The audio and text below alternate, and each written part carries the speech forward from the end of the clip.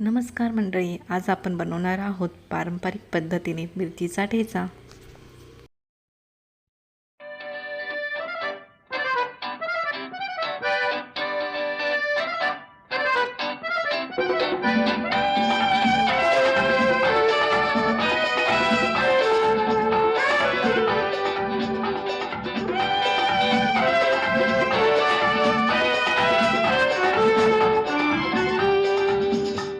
ही चाल तुरु तुरु उडती केस भुरु भुरु डाव्या डोळ्यावर बट ढळली जशी मावळत्या उन्हात केवड्याच्या बनात नागिण सळसळली।